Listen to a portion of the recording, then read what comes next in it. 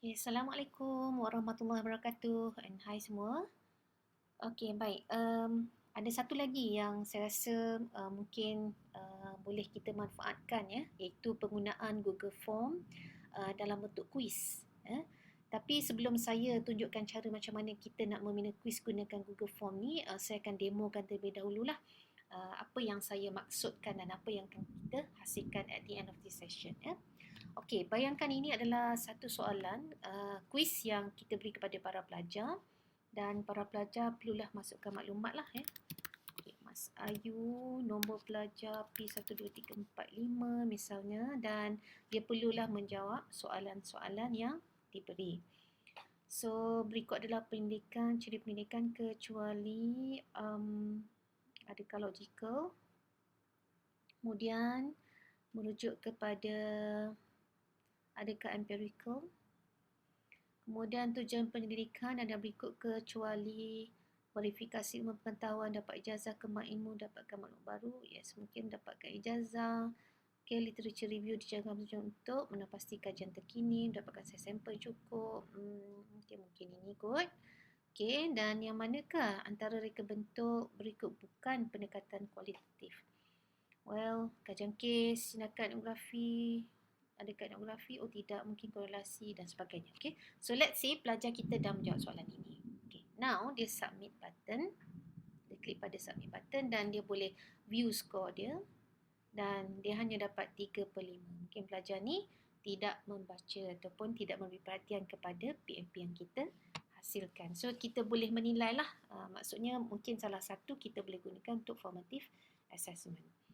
Now, the question is, macam mana kita boleh menghasilkan satu kuis yang sama? Yang mana bila pelajar jawab, dia terus dapat skor kat situ.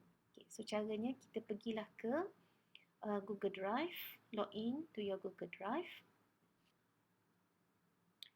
Dan klik pada New dan ambil Google Forms. Right. So, kita namakan dulu Google Form ni. Untuk kes saya komputer dalam pendidikan. So, okay, perhatikan once kita klik kat sini, nama yang sama terus ya dipaparkan pada title of our form. So, sebelum kita teruskan ataupun kita tambah dengan soalan-soalan, kita pergi dulu pada setting, klik on the setting button. Mungkin secara optional kita boleh collect email address daripada peserta ataupun pelajar-pelajar kita kalau kita nak. Dan untuk kes ni saya perlu untick lah sebab kalau saya tick kat sini dia hanya restrict kepada pengguna email dalam institusi UKM sahaja. So saya just untick this one and then respond, okay, tak perlu, dan kita terus pergi pada presentation. Mungkin saya nak tunjukkan show progress bar. And then kita boleh juga shuffle question order di mana maksudnya bila pelajar berlainan tu login, dia akan dapat susunan soalan yang berbeza-beza. Soalan yang sama tetapi diancak ataupun di randomize mengikut susunan yang berbeza. And then yang ni kita untick dan kita pergi ke this is the most important part ya. Kita perlu klik pada quizzes dan make sure kita enablekan button ni, kita aktifkan dia. So sekarang ni kita pun menghasilkan, kita nak hasilkan satu quiz, right? Okay, now kita lihat di sini ada dua pilihan, release grade, sama ada kita nak immediately after each submission ataupun kita nak hantar dia later. So macam contoh yang saya buat tadi, saya pilih immediately after each submission. So stick with that. Dan this one mungkin saya tak perlu, saya tak nak, dan sangat-sangat penting selain pada kita dah set upkan apa yang ada di dalam quizzes ini, kita perlu savekan dia. Now, selepas kita savekan, sudah sampai masanya untuk kita tambahlah elemen soalan yang kita perlukan di dalam kita punya quiz tadi. Misalnya mungkin kita perlukan nama penuh pelajar. Kita buat dalam bentuk short answers lah, right? Dan kita requiredkan dia. That means semua pelajar wajib menjawab ya. Okay, now kita nak minta nombor pelajar.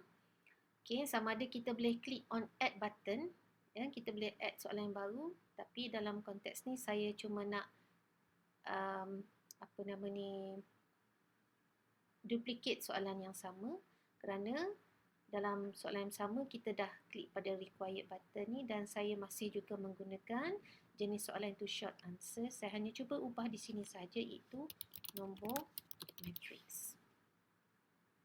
Okay. So kita perlukan nama penuh dan nombor matrix. Sekarang ni kita akan tambah satu ataupun dua soalan lah. Okay. Saya klik kat sini untuk tambah dia punya section yang baru, dan mungkin saya tuliskan jawab semua soalan di bawah. Right? Okay. Now kita klik pada add button dengan menambah satu ruang untuk soalan.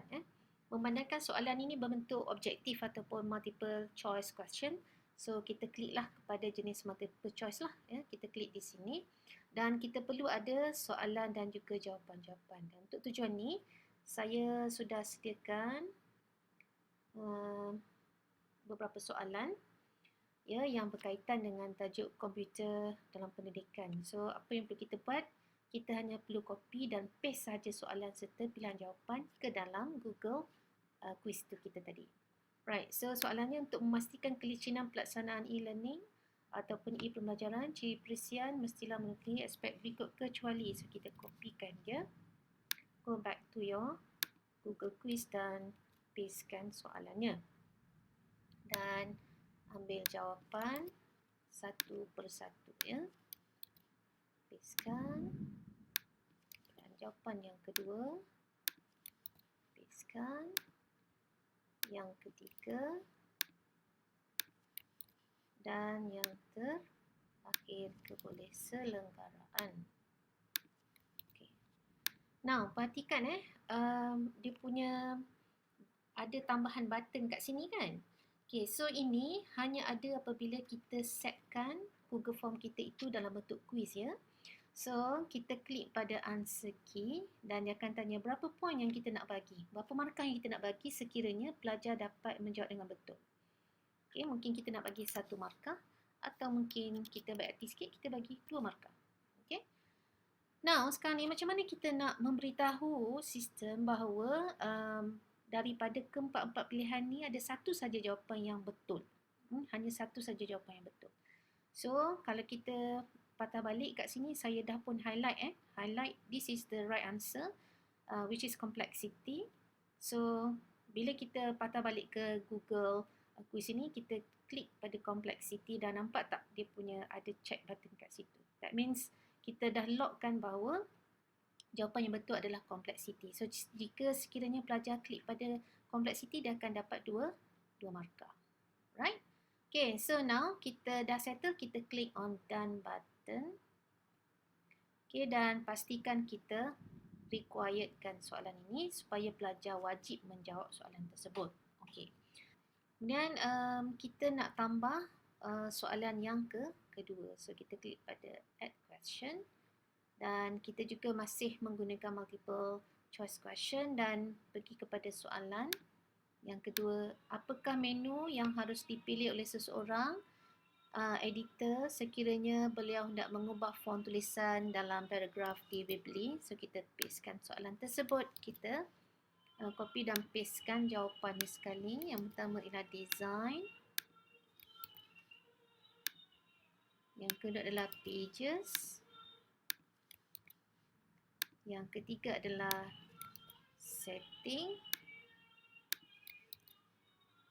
dan yang keempat adalah change. So daripada yang keempat-empat pilihan, jawapan yang tepat adalah setting. So kita klik pada setting. So kita answer key dahulu, kita bagikan 2 markah juga, dan setting adalah pilihan jawapan yang tepat, dan kita done serta kita klik pada required. So kita ulanglah proses yang sama sehinggalah kita selesai. So mungkin untuk demo ni hanya cukup untuk 2 soalan saja, dan caranya ialah, ataupun mungkin kita nak ubah sesuai sikit kan, kita bolehlah choose image ke, kita boleh tambah image, insert, Mungkin kita nak ubah sedikit dia punya okay, dan mungkin background color dia warna putih dan sebagainya, right? Okay, so once kita dah happy dengan jenis ataupun appearance kita punya ni, kita boleh send lah kepada pengguna kita dengan sama ada kita boleh nak email mereka atau kita just boleh ambil link sahaja dan kita boleh shortenkan dia. Kita just dan kopikan soalan dan boleh kita share kepada pelajar-pelajar kita sama ada di dalam LMS atau kita sharekan di dalam grup Telegram dan sebagainya. Alright. So itu saja yang boleh saya sharekan untuk kali ini. Selamat mencuba. Okay, bye.